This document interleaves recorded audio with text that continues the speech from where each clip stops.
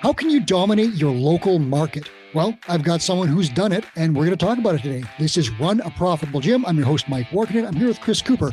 Chris runs Catalyst Fitness in Sault Ste. Marie, Ontario, where he is a household name with every business owner and almost every person. Everybody knows Chris there.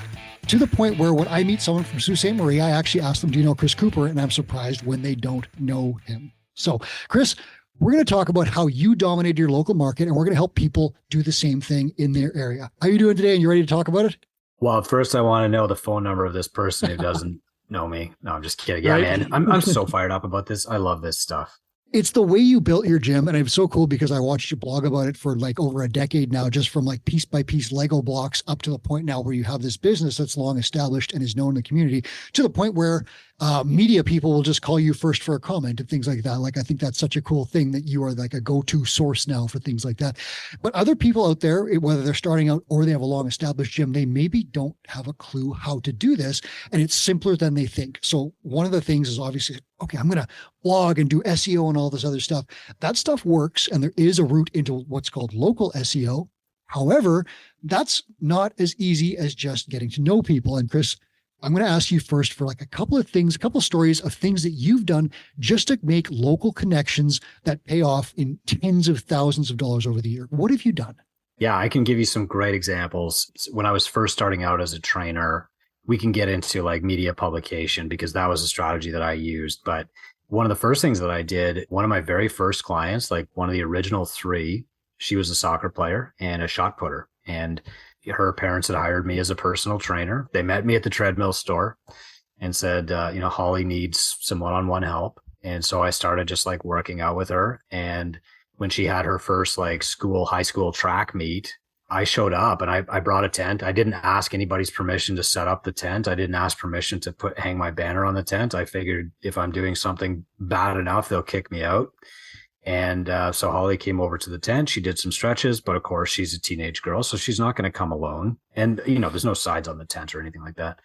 So she comes over and she brings a couple of her friends, and two of her friends were Janine, and Janine is a 400-meter runner and Marty is a 1,600-meter runner. And then their parents are calling and they're like, oh yeah, we saw Holly's parents think you're the greatest. And, Holly also plays soccer. She's the goalie. So now I've got some soccer parents. And so that worked wonders. We did that for probably 5 or 6 years until somebody finally said, you can't set up your tent here anymore. But still, like, let me just dig into that for a sec. So you just like randomly set up a tent for a client, said, bring your friends, I'll help you warm up. And then all of a sudden you've got some additional kid clients and their parents. Yeah. So, I mean, one great thing about training kids is the parents, it's not even a question of like, what's your price or whatever. It's just like, hey, I want to do whatever my kid wants to do, and I want to support them. And a lot of these kids actually did go on and get scholarships and stuff too. But the key is like, you don't focus on how can I get my name in front of 3,000 people. It's like, how can I forge a better relationship with one person? And paradoxically, that's what usually leads to other connections. They see you, these other parents are like, wow, he is really showing up for that kid. Like, here he is at her soccer game. Here he is at her hockey game. And I want that for my kid. Personal training was fairly new in town. It's like you said, like a billboard, you put that up, people drive by it. It might never get your client, but a bunch of people might see it. But actually shaking a hand, putting a face to a name. Oh, you're, Marty's parents. Nice to meet you. What do you do? Oh, you work at the mill. Oh, I've got a client there. Do you know Steve? All of a sudden you've got a connection. And at the very least, they know you run a gym and you're a great guy. At best, they want to train because their kids are training with you. And so the principle that we're looking at here, listeners, is go where your clients are. And that means after the gym, they're going somewhere else. They're doing something else. What are they doing? Find it out and go there. And we're going to talk a little bit at the end of the show about some of the tactical stuff, the exact steps of what you would do when you see them there. But Chris, tell me some more stories before we go further into that. What else you got? Well, one of my favorites is a big one. So when we started Ignite, we said, okay, who is our customer here? Like it's not people with brain injury, really. It's the people who control their care or tell them like, here's your treatment plan. And so like the people that we really want to make relationships with are physical therapists, chiropractors, speech pathologists, occupational therapists. And so what I started doing was just like emailing people in our city, like physical therapists, They were the ones who took me up on it and just said like, hey, it's Chris. We don't know each other. I've got this new book. I'd love to come in, bring you some copies of the book and bring lunch and just like talk about brain injury. I'd love to learn from you guys, and a couple of the more progressive ones took us up on it. But we had established relationships with these guys years before. So, for example, even in 2005, if somebody joined Catalyst, I would say, who's your chiropractor? Or, do you work with like a healthcare professional? And I would shoot that person a fax. 2005, we had a fax machine. And I would say like, hey, Mike just joined the gym. He said he's done some work with you. Here's kind of our loose plan. If anything seems awry, give me a call, send me a fax back, whatever you want. I never, ever, ever had somebody say, you're doing it wrong. He shouldn't be there. You're going to break this guy. It was always just like, yeah, thanks for checking in. Like they're not checking your homework, right? But we did that from the start. And so when Ignite launched and I said, I'd love to bring you a tray of sandwiches, it was just like, oh, he's so nice. We know Chris from the faxes and, oh, he's going to bring us these sandwiches. And like, bringing people food or bringing people like a hot cup of coffee, it changes their brain chemistry and they want to talk to you and not going in and being like, I wrote this book and I'm going to tell you guys how to do brain rehab. It's like, hey, I'm bringing you sandwiches because I want to learn from you. We did very little talking in those meetings. And just one of those relationships was worth hundreds of thousands of dollars to us over the next 5 years. Now, I haven't told you the story yet, Chris, but there is someone that just proved that this works. Last month, Michaela Munsterman, she runs a gym in Austin, Texas, and she literally, her marketing plan involves no advertising dollars. She made our ARM leaderboard for December, so she's got a huge client value. Yeah, it's over 400. She's in the leaderboard, the top 10. Yeah, and get this, no, she doesn't spend any money on ads. What she does is she makes cinnamon rolls or homemade salsa and different things like that, and she takes them to medical professionals in her area, and she's building her gym around that principle, and it's working. She got on the leaderboard doing what you did a decade or more ago. I love it so much. Wow, Michaela, cinnamon buns. Yeah, and it's no ad spend. Oh man, that's wild. I'm lucky now. Like we started off with this kind of coffee tactic. Like my philosophy or my theory was that even when we were in the industrial park, I'm not going to walk across the street to like the electrical contractor and pitch, I'm going to train your 130 contractors, right? Like it was, I'm going to take the owner coffee because I wanted to create kind of this like black hole of community friendship with all the businesses around me. So that if somebody walked into the FedEx office next door and said, what's that gym over there? They would hear, oh, those guys are amazing. Right. And like, if you think about how many people are going into a salon in a course of a day, it's probably 80 and they got nothing to do. They're trying to make small talk while they get their hair cut. And they're like, hey, what's that gym across the street? Oh, that's Catalyst. Have you met those guys? They are so nice. Like that's what you want. And so it was kind of like flypaper in our neighborhood. And then when I moved to a more commercial area, I just started buying people coffee and I would go across to like the internet provider guy. And then I'd go across, there's like a ticket printing business across the street and there's a Habitat for Humanity down the road. And like, there's a paint store 2 doors up and I would just take them coffee and just be like, hey, how's business? And listen, like let them teach me something about business. And before you know it, like they were all my clients. So on the blog this week, we actually have an exercise where you're just going to go to a map and you're going to use a tool and draw a 10-kilometer circle around your business and think about what's in there. Because again, you may not be able to dominate a city of 2 million people or something like that, or even, the SEO and the internet, but in that 10-kilometer radius, you can have a huge, huge impact if you just meet people. And so the idea that's in there is, what if you like once a week took coffee to a business inside that area and start with the ones closest across your parking lot and then work your way out. But what if you did that once a week? In 52 weeks, you had 52 business owners who had met you and had a cup of coffee with you and knew what you did. Like, Chris, what do you think would happen to a gym if it was just starting and that was their entire marketing plan? Well, I mean, I know what happens because that's what we did.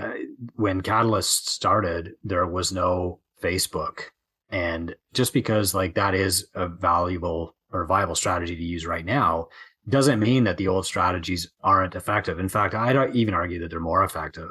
I had an experience literally today where I was packing down the snow machine to walk, or packing down our snow machine trails the manifold on my snow machine started leaking. I called a store and they're like, we got 80 snow machines ahead of you, but if you bring it in tomorrow, we'll get you in, Chris.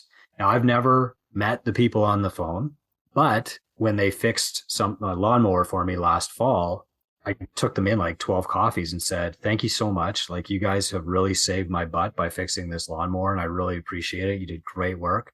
Here's 12 coffees. And when I called this time, they knew who I was. And of course, they all know that I have the gym up the street too.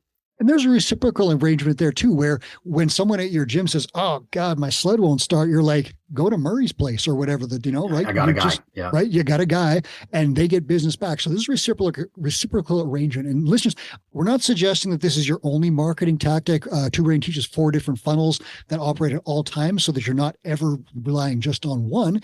But this is a really strong one. And it's especially great if you don't have a ton of money, because what does it take? Like, $30 in coffee, maybe, and an hour of your time across the parking lot, and it pays huge rewards. Now, you could certainly back that up with the other funnels like paid marketing, content, social media, all the other stuff. But this referral funnel, which is what we're going to lump this in with, has huge rewards. So I tell you, like, go across the street tomorrow morning with a cup of coffee and just see what happens. You might not get rewards instantly, but you'll probably get some rewards down the line. Talk to me, Chris, about a couple of other things going where your clients are. How about like lunch and learns or seminars for stressed clients at their workplaces? What have you seen with stuff like that? Yeah. So years ago, our original location was next to this massive Ontario corporation, Ontario Lottery Corp. And most of the people who worked there were either call center employees or accountants. And so they would come up and they would do our noon group, and we'd be 2 blocks away. And what I'd always noticed is like, these were some of the most stressed out bureaucrats ever.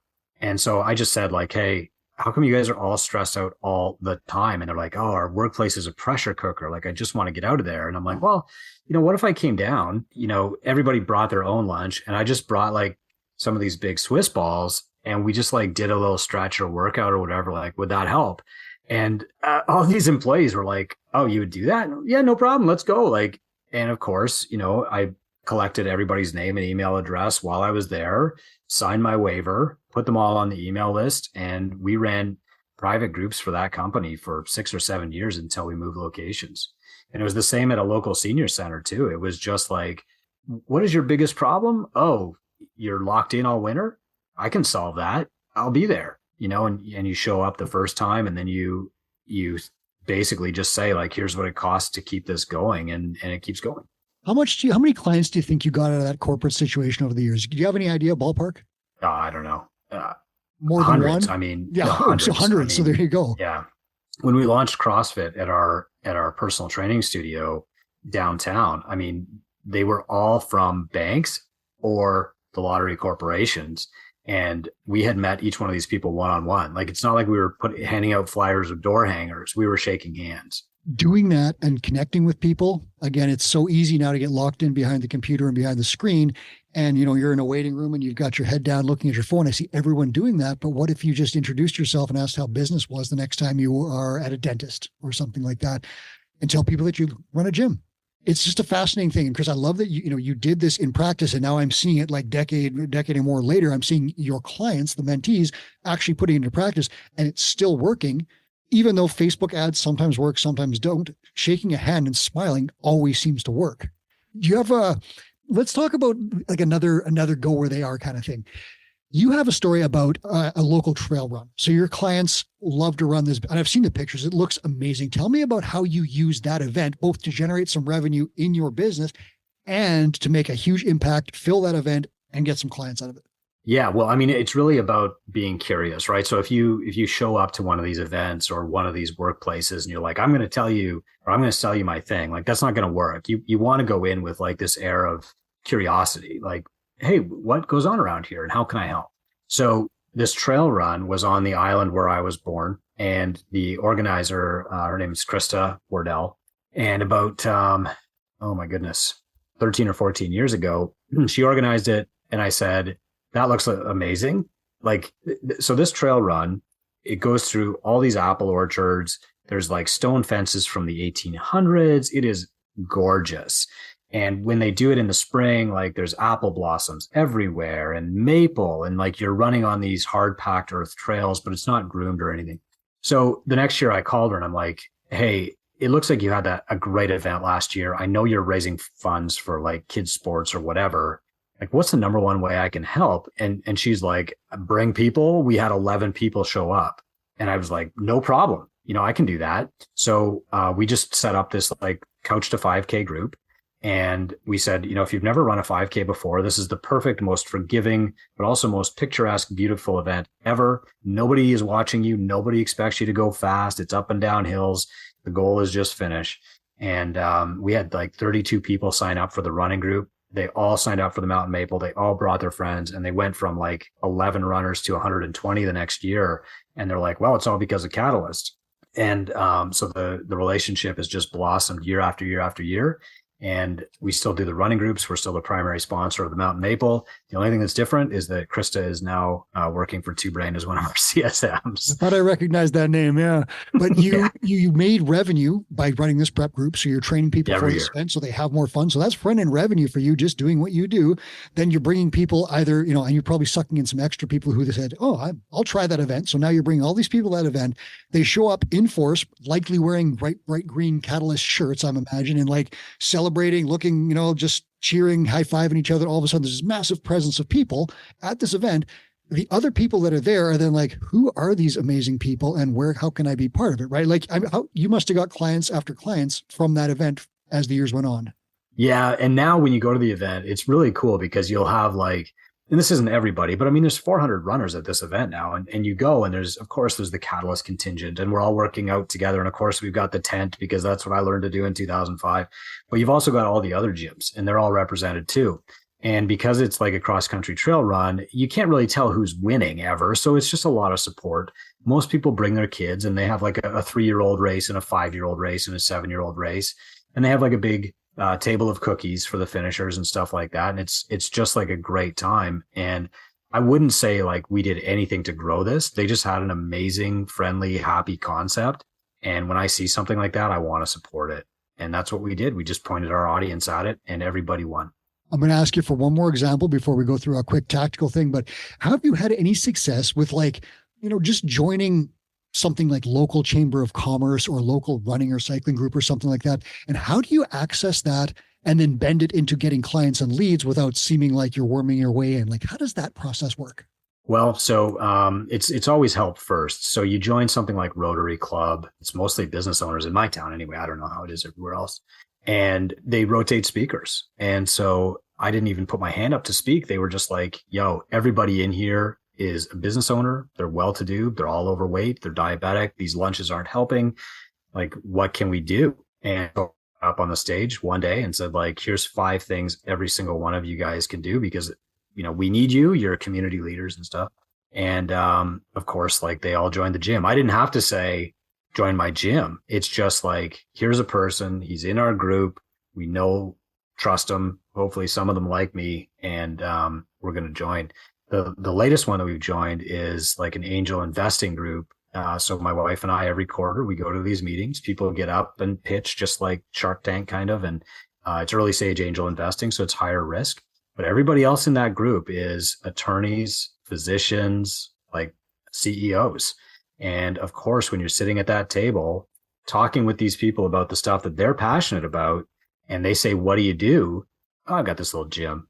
And because we do semi-private a lot now, like if you and I are sitting at this table and I'm like, no, just come with me. 11 o'clock, I go Mondays and Wednesdays, semi-private. There's only like 4 of us. The coach will give you a workout, but we'll be together. We just banter. Like, that is the easiest sell I've ever had in 20 years of owning a gym. You said something once, and I can't remember the quote. So I'm going to ask if you remember it. It was something along the lines of, if you're having a conversation and someone asks you about your gym, they probably want to join. Do you remember that? It was something along those lines. Yeah. So early on as a gym owner, I thought like, okay, people are looking for me. They're not. What they're looking for is an invitation. And so, often I'll be at like a hockey game. My kids still play hockey or track meet or whatever. And somebody, you can tell when somebody's being polite and they're like, oh, how's the gym going? Right. Okay. But if they're like, oh, I heard you own a gym, they're starting that conversation for a reason. And the reason is they want you to invite them. Everybody's shy. It's not just you. Everybody's introverted. It's not just you. And so you have to be like the one to go first. And so you have to be the one to bridge that gap. You have to get over yourself just enough to say, do you want to come with me? And like, that is it. And for me, I'm a shy introvert too, but if I weigh my shyness against how much I'm like desperate to help this person, that desperation wins every time. And so when somebody is at a hockey game and they're like, oh, I heard you have that Catalyst gym, like, you are damn straight I'm inviting that person, and I'm going to feel awkward about it, but I am very eager to help them. And that's what gets me over the hump. So that's the segue into the tactical stuff. And you kind of hit it there, but let's summarize it. So when you're having a conversation with a person, and this is just like you've gone somewhere and you're having a chat with someone, whether it's in a chamber of commerce group or it's the parent of kids in hockey games or whatever it is, just invite them. Like, what do? You just say to them, hey, come to my gym. How do you do it, Chris? Well, be curious. I mean, none of us are good at small talk. So you're going to be like, man, it's cold outside. And then you're going to say, what do you do? And then they're going to say, what do you do? And I'm going to say, oh, the Catalyst gym. Hey, have you heard of that? And, you can even be grinning like, oh yeah, I know you've heard bad crap about my gym. Like, we kill people or something. And, we've been around 20 years. People have always heard of Catalyst. Yeah. Hey, and, in a town of 70,000 people, everybody, you're 1 degree of separation away. Right. So like, my buddy, Mike Warkentin, goes there. Oh, no kidding. Mike. Oh my God. Did he ever invite you to come along? Oh, you gotta see this guy. He is so good. So you start with curiosity, then you just banter about it normally. And then you just be like, hey, do you want to come? Mike's in my semi-private group Monday, Wednesday at 11. Why don't you just come with Mike and I, So it's just easy, just kind of being human and just like taking that first step. It's much like dating back in the day where you're like, just want to come to my gym? But it's not that difficult. You just throw it out there. And if they're asking, they probably want to come anyways. So that's an easy first step, hey? Yeah. I mean, you're really doing them a favor because they are too awkward and shy to say, can I come? And so you are doing them the service of inviting them. Okay. So that's a tactic where you're engaging just with one person that you've met somewhere. Now talk to me, Chris, about what would you do to convert some people, let's say like a lunch and learn or some sort of seminar where you're talking to a group. How do you get them to be leads? Like, how do you get their email addresses and how do you eventually get them as clients if they don't sign up right away? Well, you give them something. And I think anybody listening to this to this podcast is probably already on my email list. And so they know, like, you and I try to give people things every single day. And you give, and then you invite. And that's basically it. So if there was somebody, if I was doing a lunch and learn at like the Rotary Club or something, what I would do is I would go there with like, okay, I've got 5 basic tips for you guys. If you just do like these 5 things every single day, I can probably add 5 years to your life and they're going to be like good years. So here's the 5 things. Okay. If you got a pen, you can write this down. If not, you know what, just give me your email address and I'll send it to you later. Like just like that. And so, you're holding the sheet up and you're like, okay, so it says here, number 1 is drink water. Here's what I want. I want you to fill up a gallon jug every day and drink half of it. Okay, whatever. Number 2 is like eat protein. Okay, so here's what I want you to do. I want you to look at your hand and eat this much protein at every meal. Okay. And you're just going through like simple stuff like that. They might remember one thing, but what they're going to remember at the end is like your invitation to get more. And if they're asking for more, like, they're not saying, give me just a little bit more. They're saying like, tell me what you know. And so that's where it's really easy to make an invitation. So my strategy for 20 years has been get people on my email list and just continue to help them until they're ready to join. You could do it as easy as just putting up a sign-in sheet as people walk in the door and saying, do you want to be on my mailing list? Stay in touch, whatever. And a great one, like Chris said, I have a PDF where all this stuff is summarized. Nobody likes to take notes. I'll email it to you afterwards, pass the email sheet around, away you go. And this concept does work. My wife puts out a ton of content. She'll actually build her mailing list. People ask her, just, can I get on your mailing list? Which is kind of unheard of, where you have to usually have to work hard for these email addresses. If you give away valuable stuff and you have to figure out what your audience wants, but that's by talking to them, you can give away the stuff and get email addresses. The conversation from there can either be done live, where you actually message the person. Here is the thing. How's it going? Or start the conversation. Like, here's my high protein baking guide. Do you have any problems with protein intake right now or whatever? Ask a question, keep it going. You can also deliver these things as part of an automated nurturing sequence. But Chris has always said, optimize stuff before you automate it. Don't just assume the robots will take care of everything. Things will be better if you do it yourself. And you can always nurture them with background stuff, but nothing will take the place of saying, hey, did you get that guide I sent you? What did you think of it? conversation started. Yeah, conversations are the most important thing that you can do to grow your business, and you have to have conversations one at a time. I mean, in the gymownersunited.com group, we probably get 60 chats a day, like people DMing me, can I have this guide? Hey, where's that intramural open thing? And I think a lot of people believe it's a bot that's responding to them. Like, it's not, and often somebody will be like, this guy this week was like, wow, this is really good. Like, I believe like it could actually be you. And so I quickly just sent him a voicemail, right? Like, hey, dude, it is, and they're like, well, how do you have time to do this? Like, if you're doing 20 DMs with strangers every single day, like, how do you have time to do it? And the reality is I just know where my priorities lie. It's conversations. And that's the whole thing later on of like, you're not delivering the service of mentorship anymore. You have a staff of mentors is doing that. Your role is something completely different. So that's why you have the time, is because you've developed your systems and processes, handed them off to talented people. They take care of the service delivery, and you work on the pointy end of the spear. So that whole thing is another story, operations and everything. We cover that on this podcast regularly. But to leave you guys with something to do, the advice that I give you, do what Chris did and what Michaela in Austin is doing. Take something across the street to the closest business that you don't know and just start a conversation. At the very least, you're going to make a new friend who will be happy to say that gym owner is pretty cool. You might get a client out of it. You might get an email address, but if nothing else, go across the street. Chris, when you do that now, if you were to do that now, would you take like a pamphlet or something, or would you just do it the coffee thing and handshakes? No, coffee and curiosity, man. It's like, literally, here's my opening line. Hey, I'm Chris from Catalyst. I brought you these 4 coffees. How's business? That's it. And it's like, most of, they haven't heard of me or anything like that. Like, it doesn't matter. I don't say, oh, I need to set up a corporate rate deal discount program before I do this. Like, that's step 9. Step 1 is meet people, and step 2 is be curious. And like, that's it. And it, it doesn't pay off.